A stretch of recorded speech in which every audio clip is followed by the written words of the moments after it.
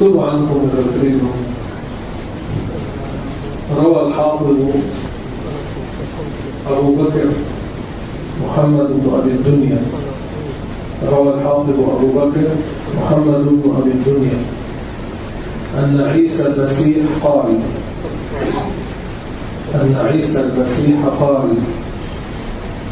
طالب الدنيا مثل شارب ماء البحر. طالب الدنيا مثل شارب ماء البحر. إذا واحد عطش وشرب من البحر شو بيصير فيه؟ بيعطش زيادة. شفتوا طالب الدنيا شو بيصير فيه؟ مثل ما قال الرسول عليه الصلاة والسلام: ولو كان لابن آدم واد من ذهب نتمنى أن يكون له واديان. يجيب مليار، يقول لك هدفي مليار. شو مليار؟ بس يصير عنده مليار؟ هدفي مليارين. وهكذا حتى يموت وهو يعيش في الطمع إلا من رحم الله. فطالب الدنيا مثل شارب ماء البحر، كلما ازداد شربا ازداد عطشا. كلما ازداد شربا ازداد عطشا حتى يقتله. يعني بيقتل هذا الشيء. إذا بيبقى بالطمع يقتله طمعه. كم من أناس قتلهم الطمع حتى يقتله. وقال: يا معشر الحواريين ازهدوا في الدنيا تمشوا فيها بلا هم. ازهدوا في الدنيا تمشوا فيها بلا هم. لأن الزاهد ما فرق معه، جاءه المال هو زاهد لا يتقلب في النعيم. ذهب المال هو زاهد لا يتقلب في النعيم وما عنده هم. أما اللي عنده مال في الغالب عنده هم. كما قال سيدنا علي رضي الله عنه: المال أنت تحرسه، العلم هو يحرسك. المال تنقصه النفقة، أما العلم لا ينقصه التعليم، بالعكس يزيد البركة عندك، يزيد الثواب.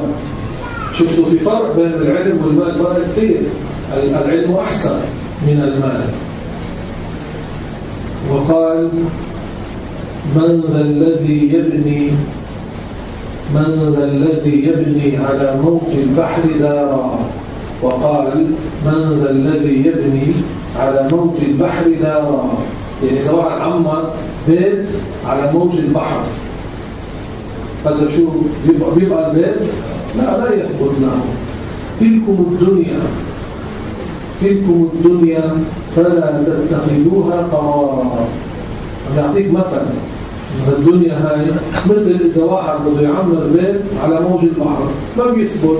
قال: تلكم الدنيا لا تتخذوها قرارا فلا تتخذوها قرارا. يعني اللي بده يعمر بيت يحاول انه يعمل ما يكون سببا ليكون له بيت في الجنة. يعمل شيء. إذا واحد صلى كل يوم 12 ركعة يبنى له بيت في الجنة من غير الفريضة. من صلى 12 ركعة من غير الفريضة بنى الله له بهن بيتا في الجنة. 12 ركعة إذا يصلي الواحد في اليوم يبنى له بيت في الجنة. مقدار الصوت كما قال الرسول عليه الصلاة والسلام في الجنة خير من الدنيا وما فيها. البيت أكبر من الصوت، يعني أكيد هذا البيت خير من الدنيا وما فيها.